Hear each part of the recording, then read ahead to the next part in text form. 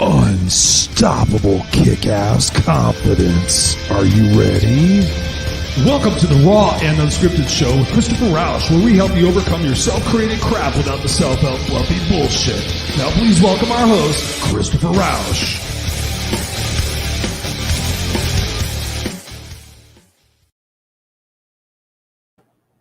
What's up, boys and girls? Hey, it's Christopher Rausch, your No Excuses coach, here back with another episode of the Raw and Unscripted show, where I help you overcome your self-created crap without the self-help fluffy bullshit. Good evening, ladies and gentlemen, boys and girls. It is Tuesday night. It's 7 p.m. Pacific Standard Time, and you're at your place where I provide some stimulating guests, some interesting conversation, some powerful nuggets, and some opportunities for you to walk away from this show thinking and believing just a little bit differently that works in your favor. I'm Christopher Rausch, and I'm your guide. Fasten your seatbelts. What's going on, boys and girls, misfits for life of the Kickass Nation? Hello, it's been another week, and there's been a lot of opportunities in the world today, but I want to start this show off by recognizing a fellow brother out here in the podcast world, in the show world, our brother Ken Walls. He and his family are not doing so well. They're, I shouldn't say that. They're needing family thoughts and prayers, and just to be able to get through something. So I just want to acknowledge and just say hello to Ken and the family. We got you. You're unstoppable. Love and prayers to you and the family for whatever you're going through, and we're here to support you. So definitely wanted to say that. Also want to do a shout out for my coach. She suffered a horrible loss over the weekend, and I just want to send love and light out to her as well. And it's just all about another reminder that you guys know I'm so passionate about is the moments, right? In the moments. Are we living truly in the moments? Are we pontificating or thinking about the past, or judging, or hoping, wishing, and praying that the future would change? Or are we truly living in these moments, these gifts of life that we get to embrace every single day, that we're gifted with breath every single moment, that oftentimes we waste on stuff that doesn't even matter? The intention and the goal of tonight's episode is really to get you guys to think about that, is to really set the intention for yourselves, to ask yourselves, is what I'm focusing on, is what I'm doing getting me closer to or further from my stated goals? Is what I'm doing and focusing on, is it making the world a better place? Am I creating a legacy? Am I creating an opportunity for others to follow my example by showing that we are more alike than we are different? Are we encouraging our brothers and our sisters stuff that's going in our life so that we can grow from it? Because life goes like this. Life goes like that. And 1 minute you think you're going to be able to say something to somebody, and then they're gone. And then you have to deal with that. The moments in life right now are to be lived. And with this show and this conversation that we're going to have tonight, we want to inspire you to write a few notes down. We want to inspire you to think about and open up the opportunity to consider that your life has happened for you and not to you. If you're anybody of those who are watching the show, if you're watching the show and you're new, or you're listening to the podcast, thank you for being a new subscriber and being on here with us, because this is important stuff. This is why I wake up every single day on my life, and I open my mouth and I type words and I do videos, because I want you guys to have a perspective shift that life is happening for you and not to you. And that together as a humanity, as a humankind, as souls here having human existence, that we can all band together and we can make the world a better place. We can help our brothers and sisters in trouble, no matter what they look like or who they voted for. We can sit there and put down some of the bullshit conversations that we're having, and instead focusing on making sure people are eating at night, making sure people have a roof over their head, making sure that we're treating each other with kindness and respect instead of us versus them. And I've got a great guest with me tonight. He's a great conversationalist. He's a man about compounding the wins. He's passionate, he's driven, he's successful, and he's going to be talking tonight about his specific strategies for what he does to make his life powerful and successful. Please welcome to the Raw and Unscripted show, none other than Mr. Randy Chaffee. Randy, welcome to the Raw and Unscripted show. How are you, brother? How are you, buddy? How are you doing? Oh, man, it's great. Doing well. It's great to be here, bud. You got me inspired just sitting here listening to you. Well, I'm glad. That's a great way to start the show. And you know how I roll, man. I just roll straight from the heart. That's what happens. But I'm just excited to have this conversation with you, because I know you're a man about town and you've had a lot of different experiences in your life. Thinking about, let's just jump off the deep end in this one. Thinking about the last, I can't even count anymore, 18 months. Let's talk about since the beginning of 2020 and everything that you've been through and you've seen your friends and your family go through, and you see what the world's going through. What's on your mind when you think about where the world is today and what you see as possibilities for us to come out of this with a win-win, like you say. Well, it's a great question, Chris, because I'll tell you, I find I went through the same. Let me back up even more. I'm an incredibly positive guy. That's just where I come from. I'm an out of the box thinker. I don't see boxes. I don't even see cardboard. I just see opportunities, right? And so I'm very positive. But I'll be honest, I remember it was like March 17th-ish, 2020. And that was the D-Day for me when I felt my world was ending at that day. This whole thing was starting. It had been happening for a while. But as the old school, as I kind of refer to myself a lot of times, the old school road warrior, right? That's what I've done my whole life is travel the road, airplanes and rental cars and Ubers and different hotels and, so many hotels at times that I remember one time, Chris, I went down and kind of got slightly irritated with the counter person, right? Because I said, I'm at the Hampton Inn. I threw my key down, right? Wouldn't work. They says, you're at the Holiday Inn. I said, no, I'm at the Hampton Inn. That was the night before. My bad. But that's how I was traveling at the time. Just boom, boom, boom, boom. Loving it. I love action. I love going. And I was scared shitless when this thing happened. Not so much from the health part of it, because I feel comfortable that I had COVID. And so did my wife. We got through it. I'm not saying it's not real. I'm just saying I got through it. And sure.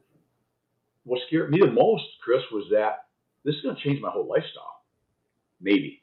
And this is going back into March, and I don't want that because I love what I do. I love the way I do it. And, But fast forward, and then I'll go back a little bit if you want. But yeah, and I hate to say it this way because it sounds wrong, but for me, it was probably one of the best things that ever happened, because I was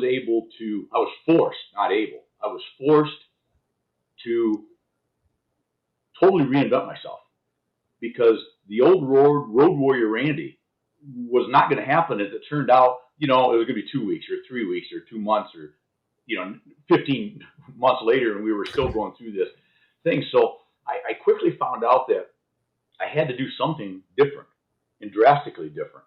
And you know what I came out with? Short version to all this, and I'll answer anything you want, but I became an adapter. Yes. And the important thing is becoming an adapter, not the things that I adapted, because those are things. I learned to do virtual. I learned to do my own podcast, and I learned to guest on numerous people like your show, much more active in social media, and found ways to be in front of my customers virtually, because I couldn't be there physically, right? Right. So I learned all those things, but those are just talents. Those are just things. What I came out the best, though, Chris, the most important thing is I learned to expect and accept to adapt. And so I'm not asking for much worse than what we've had, but bring it, whatever it is, I guess, right? Because I'll handle it. We'll figure it out. And I don't know if that makes sense or if that answered your question, but oh no. No, that's a great place to jump off of, because so many people in my experience, and I've given over 100 complimentary coaching calls over the last 18 months to keep people inspired and keep people motivated and thinking about what it is that they want to do versus what's happening. And yeah, so many people struggle with that aspect of what happened to my certainty. This is the path I had created. These are the parameters of my life that I created. So if they're certain, then I'm happy, and then I know what to do, and I know what the predicted results are and everything like that. So what you're saying, a lot of people did, is they got, whoa, things are different now. What do I do? And some people stood there in stunned silence and did absolutely nothing, hoping, wishing, and praying that other people were going to do something for them. And you instead took it upon yourself to say, listen, okay, this is something that I need to pivot. This is something that I need to adjust within myself. Nobody's going to come here and say, okay, Randy, sorry, this is happening. Here's what you need to do. You took responsibility and action upon yourself to go change that. And I can imagine being a road warrior and being somebody who is successful and has everything in place to be able to predict that success. What you faced, like you said, it was that total uncertainty. Talk to us about what aspect of your identity that you came in contact with that you learned more about, because I know personally for me, when I left corporate, that was a huge shift for me. And I did not realize how huge that was going to be, but it impacted my identity. And I started asking myself different questions about who I was and about what beliefs I had based on relationships that are no longer there. Talk to us about the identity process for you during that. And thank you for sharing, by the way. It's interesting because my identity has always been you get what you get. I mean, when you talk Raw and Unscripted, there's no better show for me to be on than a title with Raw and Unscripted, because that's just me. I figured out a long time ago, Chris, that I'm not real good at faking shit, and so I'm just going to be me. I'll say what I say and act what I act, and I find shit funny. I say it, and if it's funny, it's great. If not, I say, okay, well, we'll try another one. But I found that with this virtual stuff, I mean, I started doing not only shows and my own podcast and guesting, I started doing videos. I was sending out videos to customers and to potential customers daily. I mean, I would grab my cell phone, right? And instead of and this is something I learned from Jeffrey Gitter, or somebody I'm sure you know. Oh, yeah. But I was about not just calling and saying, hey, what's up, boy? Things suck, don't it? What do you think? I don't know. Business is going to, I would jump on and do a quick video. Hey, brother, what's up? Thinking about you. Hope you and your family's well. If there's anything I can do for you, give me a shout. Cheers. Those kind of things. And I learned quickly, back to your question, is that really caused me to become even more me. Because on the phone, I can sit back on the phone with my feet up and sit here and I'm talking to you going, yeah, right. But when you're going to do it virtually, whether it by text or email video or on shows, you damn well better be pretty yourself. You better be honest, because people will see right through it, right? And that was I think I was, unbeknownst to me, training myself for years to do that with my customers, because I've always been a relationship guy. I've always been in the world of sales. That's my gig. I've built business for life, building relationships, because I've always felt like, and I think that works in everything, all aspects of life. But in my business world, and this is something that's said before, and it's not like I developed this theory, but the first thing I got to sell Chris on Randy first, right?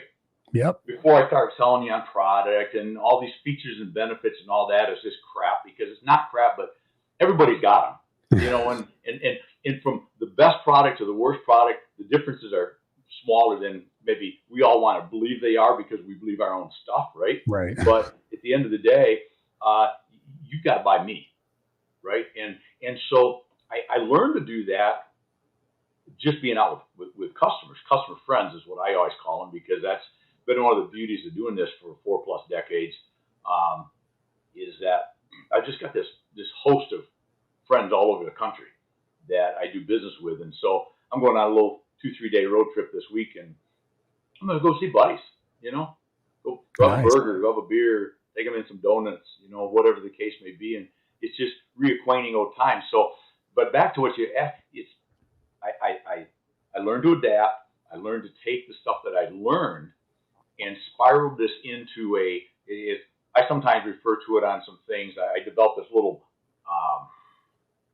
mantra for myself, and I use it in some of my shows and some of my things, but Randy 2.5 hybrid amazing. And I came up with that. It's pretty simple. My name's Randy. That's easy. 2.5, that was just a number, right? I mean, everything's 2 point something, right? 2.0, 2.1, it was a reset. And where I came up with hybrid was, and I think this filters back to what you was talking about a minute ago, is I had this old way of doing things. And at the time when this all started, I was 100% virtual, which was good because it made me learn to do virtual. It made me learn to be better at it, to learn what I didn't know and try to get good and to enjoy it, which I do.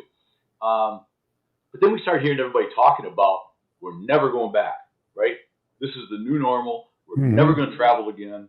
You're never going to go face to face to see customers. We're never going to do any of that. And I'm going, boy, that suck if that's the case. But I realized that I didn't buy that, right? But then we also had the other camp that was, I'm just going to sit here in my house and look out at the field and hope this goes away someday. I just can't wait to go back to normal. Well, you're not going back to that normal the way it was either. And that's where hybrid came in my thinking. That's the hybrid part of my 2.5 hybrid amazing is somehow we need a hybrid old and new, right? And amazing was, why do you want to be normal? I don't want to be normal. I want to be amazing, right? Let's live amazing life. Let's do amazing things. And, yes. So that's where that came from. Yeah, about setting the intention. It's about setting the tone, setting the attitude. Like you said, when you came on the show, it's like, oh my God, I'm already inspired because we set that tone. We set that energy. I want to take a second here, just to acknowledge everybody. What's up, beautiful people? We got Amber Allen in the house. What's up, Amber? Great to see you. Says, hey, Christopher Rausch.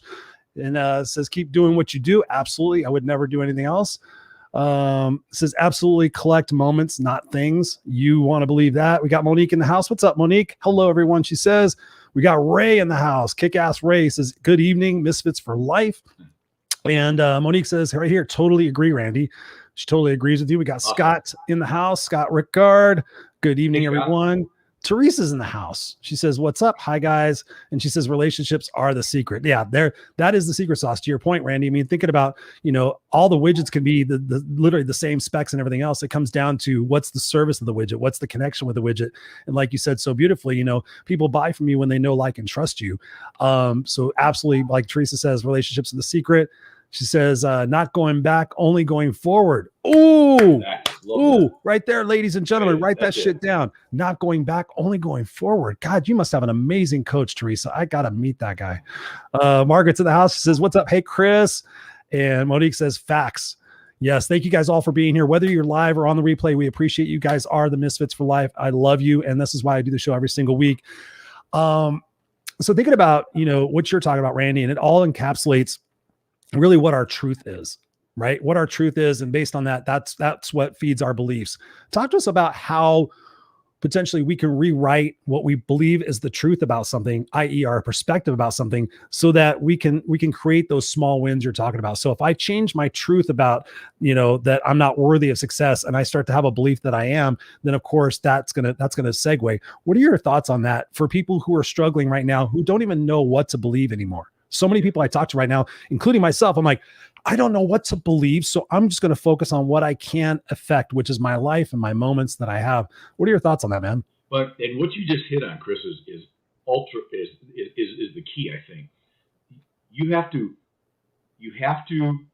as I said earlier, be willing to adapt, but you also have to be able, I think, to say, I can fix what I can fix. I can control what I can control. And I can be the best, the absolute out of control freaking best at being me. And I like to tell people sometimes, I said, I talked to a young guy here a while back, and he said he wants some sales advice and these kind of things. And we was chatting, and I says, but don't try to do what I do, because you can't do it. And I don't mean that cocky. Only Randy can be Randy, right? Right. Only Chris can be Chris. So you take the stuff, whatever stuff we talk about, and then you white it up and put it into a little thing and make it you, right? And I think that's the biggest thing you got to do is, and I know it's easier said than done, and I know people are in trouble or hurting, there's issues and all those things, and so I sometimes feel I want to back my enthusiasm off a little at times, because I get overly enthusiastic about just life in general and what I do. I know what you mean. I get people tell me shut up all the time. It must be nice to be you, Chris. And I'm like, you know how I got to be me? By the choices I made. Yes, exactly. It's the choices you make, and it's discipline. And that's one thing that I've really worked hard at, is being disciplined, because I'm a very motivated person. I set goals. I want things. I expect things. I expect things out of them. I demand them out of myself. But motivation at the end of the day is a bunch of garbage, because that comes and goes. Yeah. In a fleeting moment, right? But you got to have the discipline in place that you're going to do it anyways, whether you want to or not. At 10 o'clock, I do this. At 9 o'clock, I do that. And it's just what I do, because I know, proven over time, that that'll get me to the result that I want. Because if you wait to be motivated, I'm like I said, I'm probably in the upper percentile of people that are cranked up, fired up, and motivated to do stuff. But believe me, there's a lot of days where I'd rather just say, you know what? It's 6:30 in the hotel room. That first call won't matter that much, right? Easy to do. Nobody know but myself, right? So what prevents you from doing that? What prevents you from doing that? How do you create your discipline? Most of it, I have become, as much as I fight with my iPhone, and as much as I call it names and tell it I hate it, because it never seems to work for me when I want it to, I have become a pretty good master at giving myself reminders. And I made a commitment to myself that if I put it in the phone, by God, it's going to happen. Period. End of discussion. And I have to look at myself in the mirror and remind myself, okay, so you were going to call Chris at 3 and you didn't call Chris.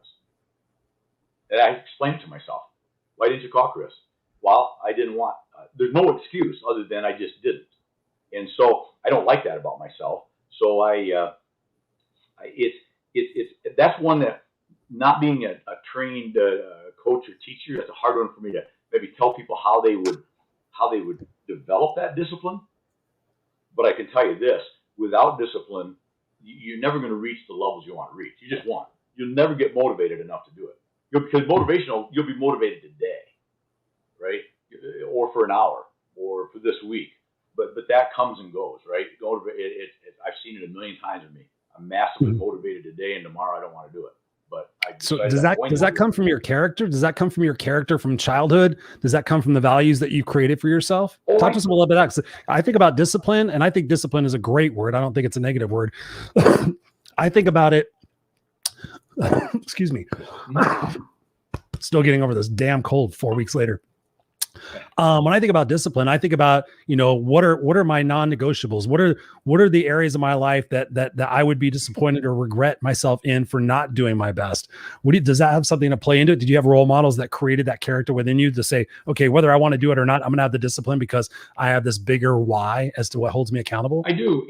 And a lot of it goes back to my father, who has been gone for 26 years now, but I still remember just so many things he taught me.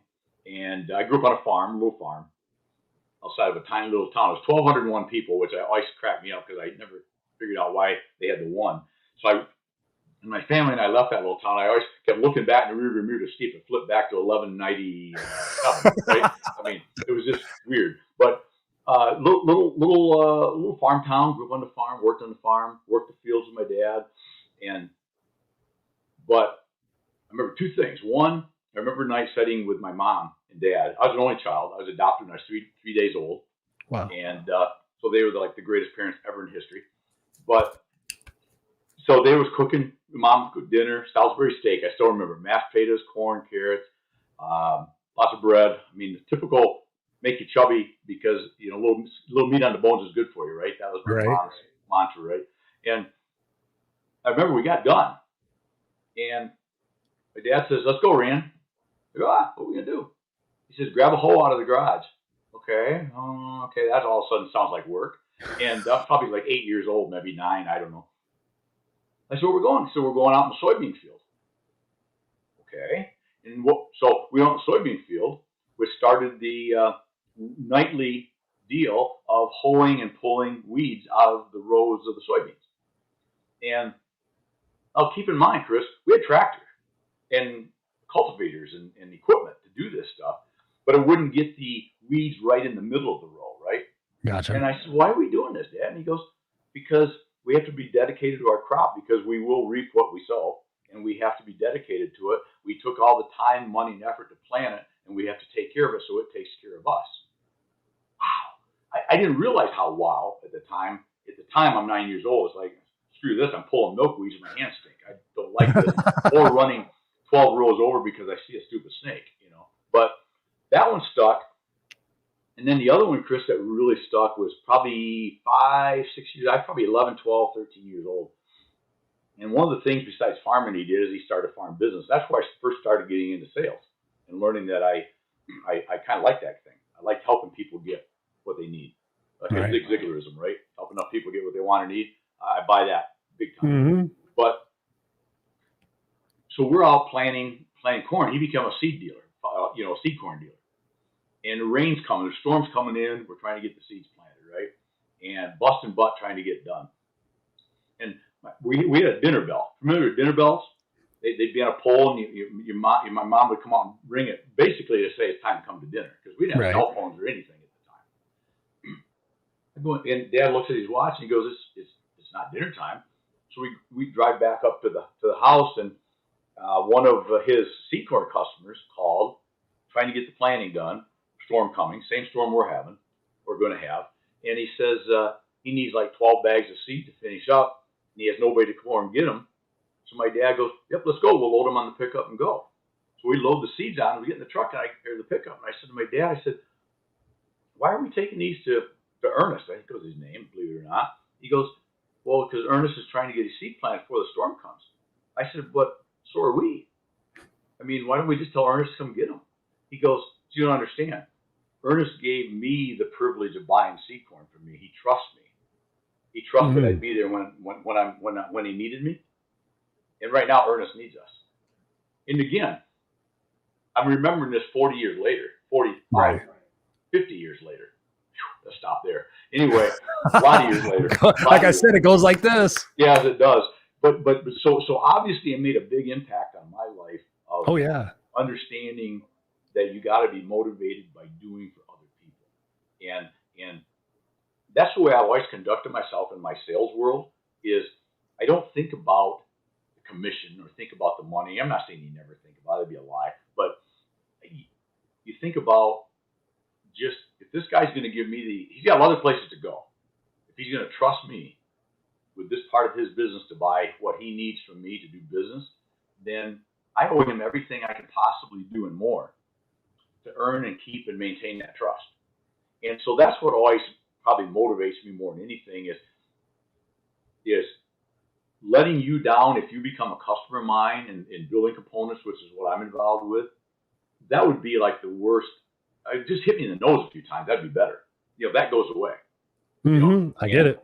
But the feeling that I let you down, that it cost you a job or cost you money, or you're just plain disappointed, I don't like that. So, yeah, we were raised. I mean, one of the things that I remember most about my mom, and trust me, there was a lot of messed up stuff, was she always taught me how to have manners, and like manners and respect and integrity with your word. That's why I love the book, The 4 Agreements. Like, be impeccable with your word. Okay, so dovetailing off of what you just said, and what you just said is massive. So thank you for sharing that, because it really does. It speaks to your character. It speaks to what you hold in high regard, and what your dad was implementing to you is like, hey, listen, this is what good enough will get you, and this is what, like you said, amazing will get you, or this is what anything other than good enough will get you. So here's a question I have for you, and this is something that I stumbled upon because I take words very seriously. And I said something to myself one day, and I was putting my stuff up on my dresser, and I said, I did the best I could today. I said something to the effect of, I literally said out loud, and I said, I did the best I could. And then I stopped, and I went, best. Was that my best? What is my best? And I started becoming obsessed with why in some situations we do our best.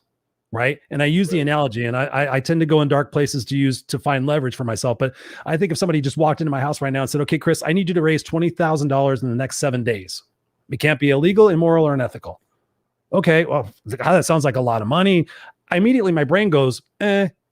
Now, if somebody walks in with my son right now and has a gun to his head and says, you have 7 days, can't be illegal, immoral, unethical, I suddenly have 20 fucking ideas on what I can do.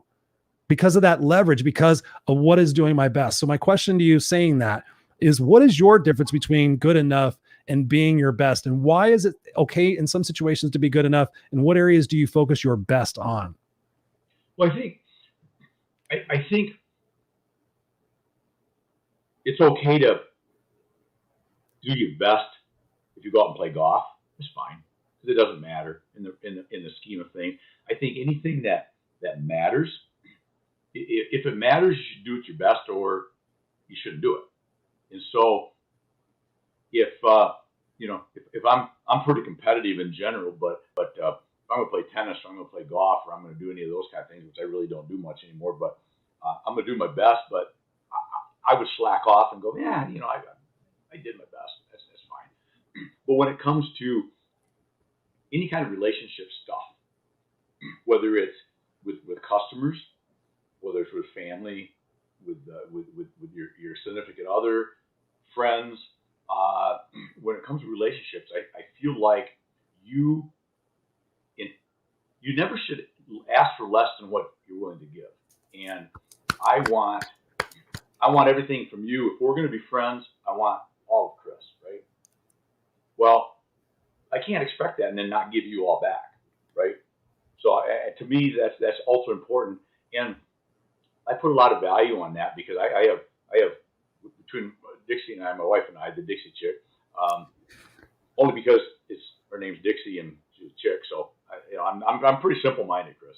But the Dixie chick and I, we got 4 adult kids, well into adulthood. I'm not going to say how old, but you already figured out I'm old. And 8 grandkids and a great-grandson. So I also feel like, and this sounds odd because you never see yourself getting older, right? I still don't see myself as older, but when you hit a certain point where you start going, I want to make sure there's you use the word a legacy. I want to make sure that at some point, maybe hopefully 20, 30 years from now, but it could be 30 seconds from now, I'm no longer here. Have I schooled them by not, this is what you do A, B, C, and D, because we all do that. But right. Did you learn it by watching? Did you see how I conducted myself? Did you see how I handled that situation? Because I feel like people learn much better by seeing than they do by just being schooled, so to speak. And I think the same thing happens with customer relationships. I can tell you, I'm a sales guy. We're going to give you the best product, the best price, and the best service, and the best, and the best, and the best, and the best. I can give you all that, right? And yeah, right. I'm a sales guy. You're supposed to say that. The key is, do I live it every day? And am I honest with you? Do I tell you the truth? And do I tell you if I plain flat out screwed up? And I think that's another key too. You screw up in relationships with your kids, with your grandkids, with your spouse, with your friends, with your customers. Like for example, if a shipment's not going to ship because somewhere in the system we messed up and didn't put the order in, that's what I'm going to tell you. Because I'm not going to beat around the bush with a bunch of garbage, because you know what? All of a sudden you go, wow, if he's honest about that, he's probably going to be honest about everything, right? Mm-hmm. Or you start, because you're always going to get caught in lies. You're always going to get caught. I like this, the old theory, and this goes, it's not getting on my theory, but, you should always tell the truth, right? So I like to say, I feel I'm a very honest guy. But with that said, pretty honest. I'm going to tell you the truth because I'm not smart enough to figure out all that crap and remember it. You start making up stories, well, to live that life. This happened. 3 weeks later, when it comes up again, I'm going to forget what the hell I told you, right? If it's the truth, it's just the truth. No, same thing I told you 3 weeks ago. We forgot to order it. Sorry, right? And It's amazing in most situations how just falling on the sword, right? Just, I'm sorry, Chris, I messed up. Like, honesty. We screwed that up, man. I mean, I couldn't just, I told a guy once, I said, we actually could not have screwed it up more if we'd have thought about it for 3 years. Yeah. We screwed the pooch on this one. Yes. But I said, the good news is that you did a great thing for mankind, because we screwed you up so bad that we're not going to screw anybody else for a while now, because, we blew all of our ammo on screwing up on you. But thank you for that. I love it. I mean, I've grown up the same way, man. I mean, just being honest with people, just being straightforward and transparent, is one of the best ways, because then they just connect with you. They just understand you, like, hey, whether it's good news or bad news, at least I can trust what it is that Randy's going to say, which is something that I heavily invest in, because trust is massively important for me. We got some chiming in of people here. We got Teresa, I'm not going to put that. Teresa says, Christopher Rausch, right? Couldn't be who I am without your coaching. Monique says, All about your mindset. Yes, Monique, and you have a kick-ass mindset. I know you. This girl, she's unstoppable, man. She's got attitude for days, and I love it. She says, I started writing things down. I see it and I do it. Yes, Monique. What's up, Mark Gasser? We got Peachtree, Georgia in the house. He says, Randy, my fellow old school knuckle dragon sales pro, the disciple of disciplined mindset mastery is the name of the game. Thank you, Mark Gasser. Right on, buddy. From Peachtree, Georgia. We appreciate you being here, brother. Monique says here, she goes, pay it forward and always do it from your heart. Yes. I used to do pay it forward coaching. It was one of the greatest things because I would ask people to go, I would coach them for free. And I would say, okay, your fee for me is to go do 3 nice things for random strangers and come back and tell me about it. And I thought it was just my way of like carrying on the movie, the Pay It Forward movie with Haley Joel Osment. I'm like, oh, I kind of dig that. This is way long years ago. And I found out, I thought it was gonna be my coaching that was gonna change them. It was actually them doing nice things for other people that shifted their mindset more. And that's what got me into the whole gratitude thing. And like, you're finding your natural gifts. So yes. Oh, Monique says exactly how I was raised. And she says right here, she goes, I give 1,000% on everything and everyone, but slack on myself. Ooh, that is my downfall. I am getting better with me first. Absolutely. What do you say to Monique in that situation, right? We tend to give everybody else 1,000%, but when it comes to us, we like, bucket's got fucking holes in it. What do I do now? What are your thoughts? Well, I would say, and we've heard this analogy used before, but and I think about this from time to time. There's a reason they tell you on an airplane, and I fly a lot, that when the mask drops, you put your own on first. Yep. Right. You can't take care of others. You can't do well for others. You don't do well for yourself first. You just can't. Mm-hmm. And I don't think it's selfish. See, I think people fall into the mindset that it's selfish if I take care of myself first. I mean, you do it congruently, I guess, but still, at the end of the day, you got to take care of yourself. Because if you don't, you're not in a position mentally, physically, financially, emotionally, whatever the case may be, to take care of them. If you're in a shit place, it's going to be pretty hard. It's going to be pretty hard to help somebody get out of that, whatever that is, right? It is. Yeah. It's really about, I sit there and I think about, my son has this book and it's called the Bucket Filling Book or something like that. So one of the things it talks about in there is like the fact that, you could fill people's buckets with the nice things that you do, or you can empty people's buckets by the negative things that you do. But it also talks about the fact that you can't pour into other people's buckets if your bucket is empty or if your bucket has holes in it. So the important factor is, and I get people with this. So Monique, think about one of the people in your life that you love the most, that you would keep your promise for the most. And think about, okay, how much do you give to that person? I want to give 100% of myself to that person because I love them so much. Well, if you're only at 50%, you're only giving that person 50% of yourself. So you owe it to that person to take care of yourself first, to become stronger yourself, to become happier, more content, more fulfilled in your life, more excited about life, because then that energy is going to transfer so much more over to that person. So sometimes we can actually take care of ourselves in a much more effective way by seeing it through the other person's eyes and what we can do for that person. It's a crazy way of doing it, but I've had so much success with giving people that perspective on, okay, listen, I really love that person, like my kids. Like, you love your kids, yes? Okay, we're only at 40%. You need to be at 80% to be able to give that kid more. What do you need to do? Okay, I need to stop tolerating half the bullshit in my life. Okay, write those things down and start knuckling them off the list, and then become a happier person. So I'm always happy to talk to you, Monique. I love you. I think you're amazing. Oh, look at this. She says, love you. So inspiring. Amen all day. Amen all day. Yes. Oh, see, she right here. She says, you were so right. Thank you both. I needed to hear this. Love it. So when I think about, you touched upon having kids. So here's my other aspect of being fascinated with how the growth process happens and how we change and how we shift. So being from your perspective, and I just heard this great interview with Dennis Waitley. I'm sure you know who Dennis Waitley is from back in the old school days.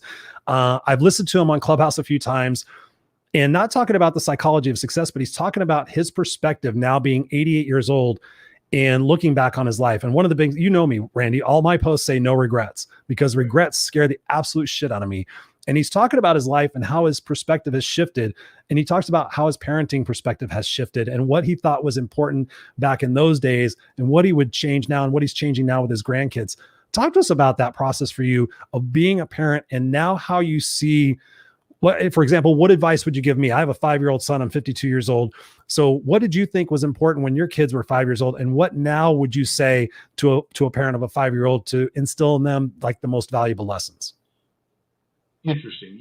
It was the first thing I would say is we all know that there's no instruction manual comes with them, right? I looked when I had my first son, who's 42 now. Got old. Anyway, and I looked for it. I looked in the stuff we brought home from the hospital, and there's no manual that said what to do. And you want to talk about? I think having kids should prepare you for everything else you want to do in life, because there really isn't going to be anything more scary than that. I mean, good way, but also in a bad way, right? You don't know what you're doing, because you realize you're going through all this. I got a kid, we're going to have a kid, we're going to showers, and congratulations, all that's wonderful. Mm-hmm. Right up until that 18, 20 hours in the hospital, and a couple, 3 days later, you're going, oh, shit, you and me are the only ones responsible here. And you're going to let us leave? That's what I said. I'm like, you're going to let us leave? Yeah, exactly. I don't have to pass a test?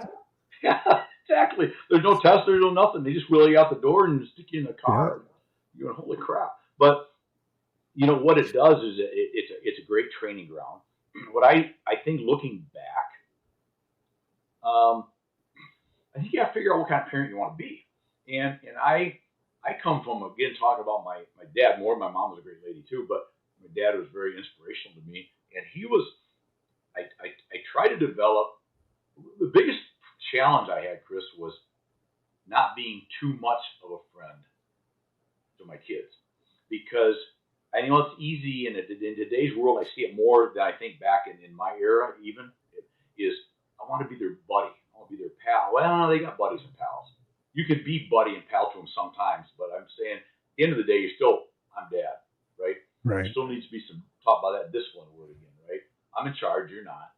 And I'm going to try to teach you, tell you, and you can agree, we can talk, we can discuss, but at the end of the day, this part of the world outside of me doing something wrong to you, like hurting you or something, your rights come from me, right? I mean, I'm the disciplinarian here. I'm going to tell you what I'm talking about, not like you can't eat for 3 days. I'm talking about eat the dinner or you don't get anything else.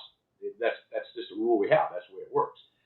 I think it's easy, and I know I fell into that for a while, of especially when they got to be 6, 7, 8, 9, and then they started to play sports and they started to do things.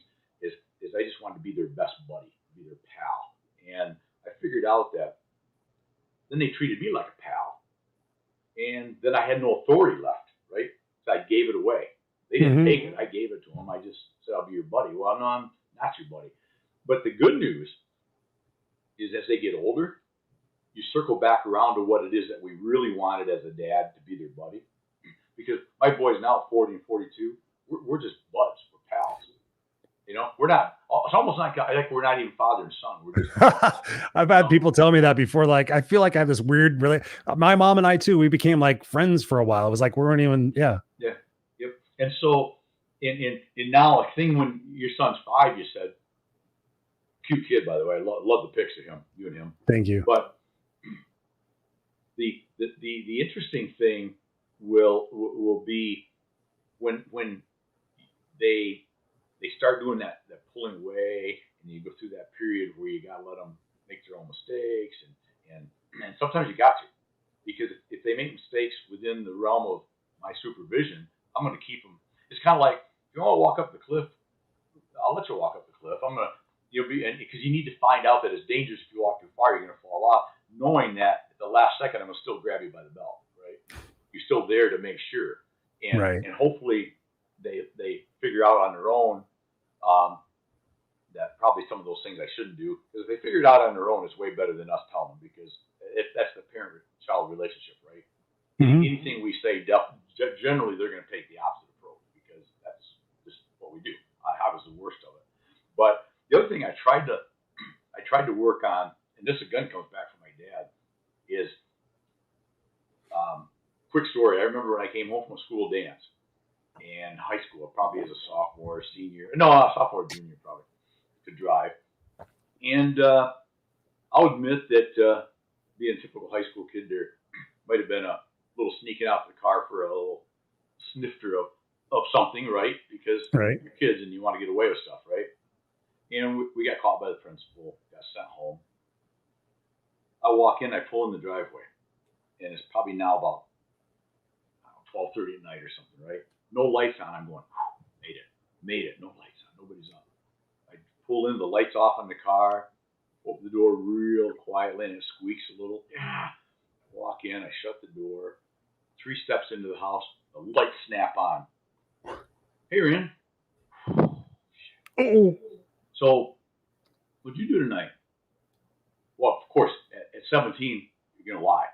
Nothing. Just went to dance. The principal called. Oh, shit. That's not good. And so anyways, my dad just said, so I know the whole story. He said, I need you to go to bed. I said, that's it? He says, yeah. He says, I'm just too disappointed in you. Ooh, the D word. The Please D word. Take me in the basement and hit me with a club. Would have been better. The right? D word. And so and my boys may or may not. One of them probably. They may catch this on replay sometimes. They usually watch my stuff, so they'll know now as parents of their own that they do the same thing. But so I really tried to use some of that D. The D word or the thought of it is, I want you to grow and to be your own person, but don't disappoint me. There's certain expectations that I have that you're going to be a decent person and you're going to do right stuff. And I'm not even going to be so much mad if you screw up, because we all screw up. I'm going to be disappointed. And if you keep doing it, I'm going to be really disappointed, which may look strangely like mad, at some point, right? But no, so that was, but I'll tell you, Chris, you're on a journey right now with a 5-year-old. Oh, yeah. So I've got, like I said, with 8 grandkids between the two of us. 23-year-old is the oldest, and she's still my best buddy in the world. I mean, we're just pals. And she's got a son, so now I have a great grandson. And you want to know an odd thing? So I've been used to being called. I'm Papa to everybody. So I've been Pops to the boys and Papa to the grandkids. I've been 23 years of being called Papa, right? Now all of a sudden, somebody will refer to my great grandson, right?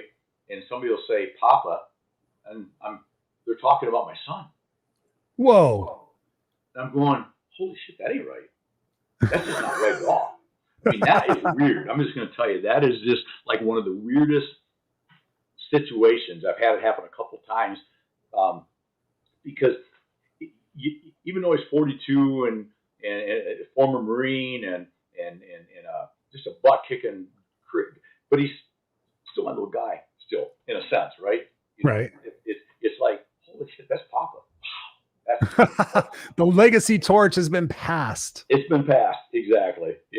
So what? I think if you get through this crazy world and you know that you can pass that torch and it'll be in good hands, I think you did well. I think you did well. If the young ones can go on and build good lives and be good people, then you did all right. Yeah. That's because I've been interviewing parents before we adopted my son. My son's adopted from birth. So I've been interviewing parents all my life, pretty much in search of that, what makes us tick. And I watched my buddies have kids, and I've seen their kids get old enough to go to high school. I've been, okay, what did you do in this point? What did you do in this point? Even before having a kid, to understand that the choice consequence route. Okay, I decided to be a buddy to my kids, and this is how they turned out. I decided to be a disciplinary to my kids. I've seen so many different variations that I've asked most of my answers after I had my son, asking people about regrets and everything. They said, Chris, listen, I know that you're going to want the best for your kid. I know you're going to be obsessed about personal development. Am I doing the right thing and everything else? Give them lots of love. Be honest with them. Be in the moment with them. Be there for them and have a fun time doing it. Don't overthink it. So everything I always go back to my brain. It's just like that. It's just like, okay, that's like whenever I always do this, I make it an intention, like I did with the show. Like after I get done with this, my intention is to go be present and playful with my son. I'm like, I give myself about 2 or 3 minutes. I get out of interviewer mode or coach mode or whatever it might be. And I'm like, okay, I'm going to be with my son right now. And I set that intention because that for me is ultimately, I want him to know that whenever my time comes, being 51 or 52 now, that I always leave that legacy that he knows that I love him, and that's the torch that gets to be passed to him. And that's the legacy that we get to leave. So yeah, I appreciate you for saying that. I have one final question before we close out, because it's something that I've been asking my guests recently, and I'm super excited about getting your take on this. We've got some more people in the house. We got Erin in the house. She's coming to us, I think, from YouTube. Good to see you, Erin.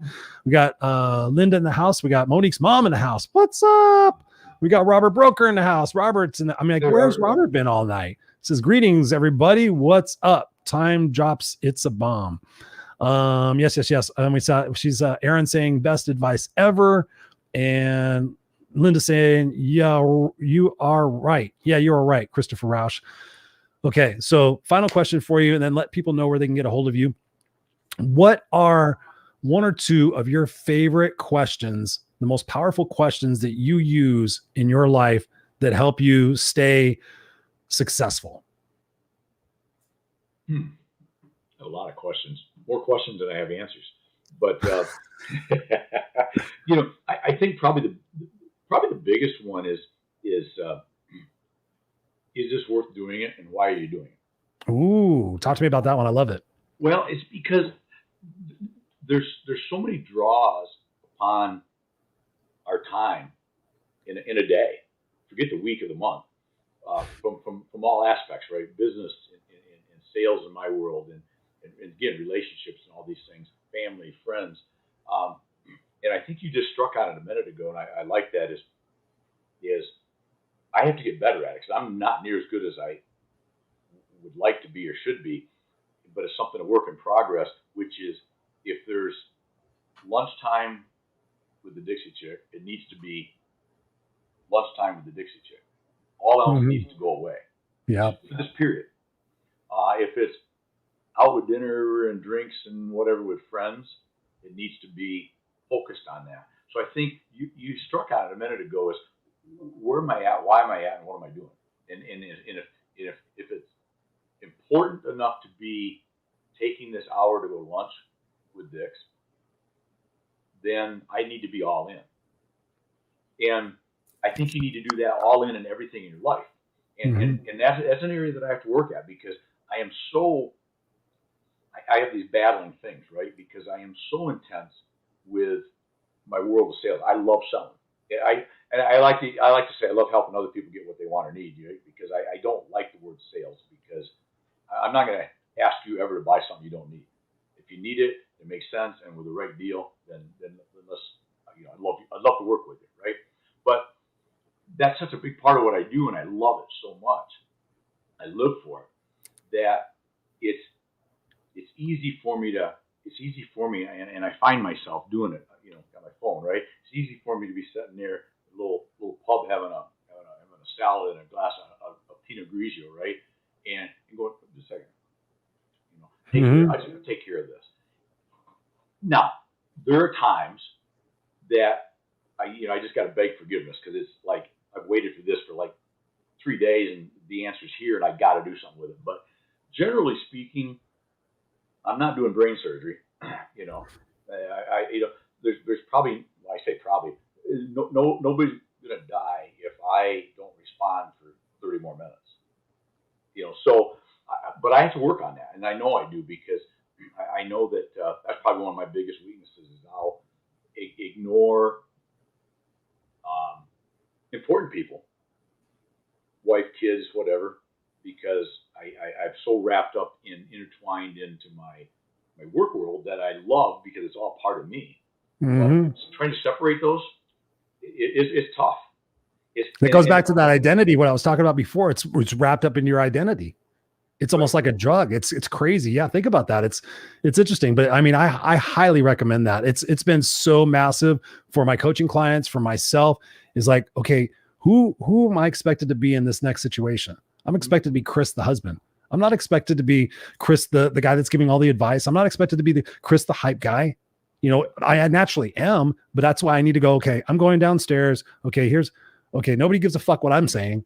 Everybody here does, but I go downstairs like blah, blah, blah, blah, blah. They're like, huh? What did you say? I'm like, oh, my feelings got hurt. Not every, so I sit there and I just choose like, okay, when I'm there, like being in those moments again, it all wraps around to the same thing. we're in those moments and we're being congruent, we're being authentic, we're living our best legacy, we're learning from the things in the past that we would reframe differently. I don't even call them mistakes, that we would reframe differently, like you're saying, being with your kids. It's all part of the growth process. It's all part of who we become. Every single day could be new and exciting, or it could be, a conflict of fear. It just all depends on what we choose to focus on. So Randy, I appreciate you tonight, and sharing your heart and sharing your soul and sharing your brilliance and what you've learned, because I know that it's impacted people, whether they're watching it here live or they're watching on the replay or going to be listening on the podcast. Where can people get a hold of you and continue the conversation if they want to learn more about Randy? Well, you can, my website, probably the best place to start is really easy. It's ibuyfromrandy.com, because why wouldn't you, right? I started that. I was branding myself before branding was even a word, I think. But ibuyfromrandy.com would take you to the website. People can get a hold of me there. You can find me on YouTube, LinkedIn, all the social media platforms. I'm pretty active on most of those, and I really dig talking to people, especially about the area of expertise. I think that, I guess, I'm not that smart, but 40 years of doing this, I just picked stuff up by osmosis. So, over the years, I think I might have some things to offer people sometimes. So, I mean, I love to talk to folks that are in the world of sales, especially, and it's all. I've talked to, I not say numerous, but numerous people, and none of it is a sales conversation. It's a relationship and a people and attitude and mindset and building wins. Like, again, you're gonna honor me with being on my show in a few weeks here. I can't remember when that is, but building wins and that whole thing is important to me, and I use that all the time, because last little parting words that I do every day is I have a virtual in my head win pile. It's a coffee table. I can see it. An old coffee table that my mom used to have. I see it in my head. And every day, every time I get a win, small, big, medium, large, I throw it on the pile. It's like sand in an hourglass, right? They just keep piling up. And I have this, right or wrong, but I have this weird thinking about wins, is that I think all wins, they don't identify what type of win. Was it a family win, a health and fitness win, was it a sales win?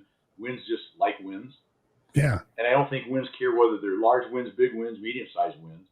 I think they all are equal. And every time you throw a win on, they all get together and get excited.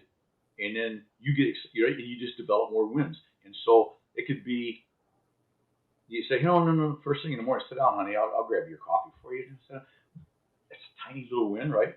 But it's a little win that builds the next one and the next one and the next one. So I think, because I try to explain that when I talk to people, because I think sometimes when you're a sales or business kind of guy, people look at, when you talk about building wins, as you're only talking about, well, just making a whole lot of money and buying fancy stuff and doing all this. That's just a little part of it. Building wins is everything you do in life every day. Calling up Uncle Al that you haven't talked to in 7 years and making him have the happiest day of his life, that's a pretty big win, right? And the thing is I found is that every win, if I do something for you that made you feel good, that's a 10x, 100x win for me. That's my it's the ripple. Philosophically weird final words, I guess. That's the ripple effect, brother. That's the ripple effect. That's the effect you have. I so appreciate you being on the show, brother. I'm going to place you backstage. Don't go anywhere. And I'm just going to finish out the show here. Ladies and gentlemen, boys and girls, there you have it. 58 minutes and 26 seconds of pure awesomeness. Pure awesomeness. I hope you guys really took to heart what Randy said tonight and the nuggets that he shared with us through his journey and through the things that he has trialed and erred on in his own situation. Success ultimately comes from who we decide we want to become. Not who we are necessarily, but who it is that we want to become. What does success mean to you? Who do you need to become in order to be successful? What are your definition of terms of being successful? Randy was just talking about right now, possessions and accolades and things that float the ego. I was one of those guys. I had a list of all the different types of houses I wanted, the different types of cars I wanted. I had all these vision boards. I'm like, ooh, all those things. And it worked for a long time. It kept me motivated. It kept me inspired. But now possessions are great. and money is great and all the other stuff is great. But seriously, if I drop dead right now, none of it matters. None of it. It becomes a burden. Even if it's worth money, it becomes a burden on somebody else. And is that what we want to do in our life? Is have more burdens? Or do we want to have more wins?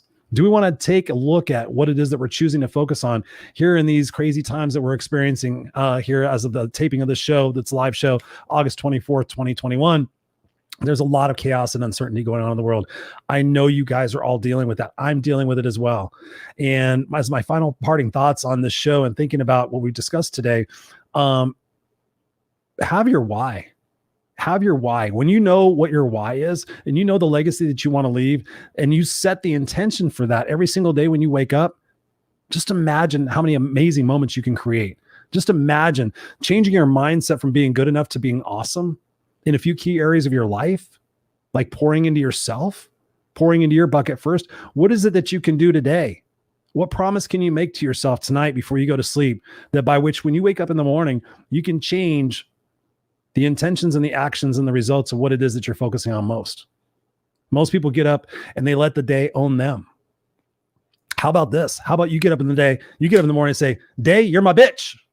You know why? Because I'm going to get some exercise in and I've got a morning playlist and I'm going to set my intentions and I'm going to journal and I'm going to listen to 10 minutes of positive content before I even talk to anybody else. I'm going to set the intention that people that I come in contact with are going to feel better for having come in contact with me because I'm just going to enjoy the moments. And if people think I'm crazy, I'm going to let them think I'm crazy because guess what? The legacy that I leave will be the amount of people that I touch, not by the amount of stuff I bought. People remember how you made them feel. Think about that. Think about that. And here's my final thoughts. And it just occurred to me the other day when I was thinking about processing my friend's death of her husband. And that has impacted me pretty heavily. When I leave my house, I always say, bye, babe. I love you. I'll see you later. You know, I give a goodbye. You know, I do say I love you. But think about this. What would happen? And I challenge each and every one of you. What would happen if you started putting it in your mind's eye that when you say goodbye to somebody, that might be the last time you say goodbye to them? And how much different would that message be to that person? If I left the other day, I told my wife, I said, normally I said, babe, bye, babe. I love you. And I said, babe, I just want you to know how much I love you and how much I appreciate you, how hard you work, everything you bring to the family, cooking meals when you're tired. I just love and appreciate you so much. I'm going to be back in a little bit, but I just wanted you to know that. Her face lit up. Just imagine if we started saying goodbye, not with the intention that it would be the final goodbye, but with the intention of imparting upon that person how much you truly love and care about them. Because guess what probably just happened? That pivot moment, she probably walked in and the first customer she talked to, she was probably in a better mood because she's like, wow, my husband just made me feel special. Who can we make feel special? When I sent my son off to school today, I just looked in his eyes and I said, baby, I love you so much. I am so proud of you. I'm so happy to be your dad. I love you so much. Go have an awesome day. And he's like, I will, daddy. I love you too. Think about that.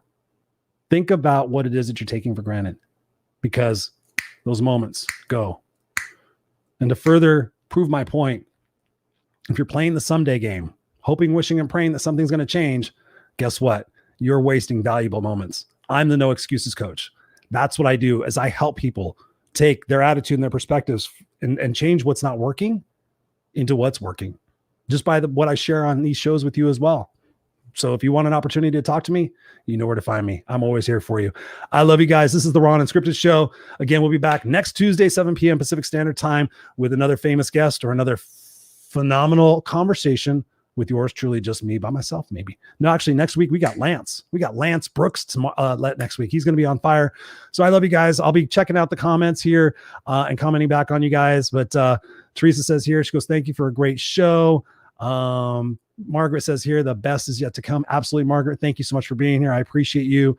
And Ray says here, hashtag have your why. I love you guys. I love you guys. Ray says here, go to ChristopherRausch.com. See, I love you, Ray. I love each and every one of you. I truly do. No matter what's going on in your life, I want this to be the final words. No matter what's going on in your life, I am here for you. I am here for you. I mean that to the bottom of my heart. You're going through trials and tribulations. You have people in your life that are going through trials and tribulations. I want to be that light, that resource as much as I possibly can to keep everybody going through these crazy times. But it starts with that self-love. So go love yourself. Go love on yourself. I love you guys. I'll see you next week here on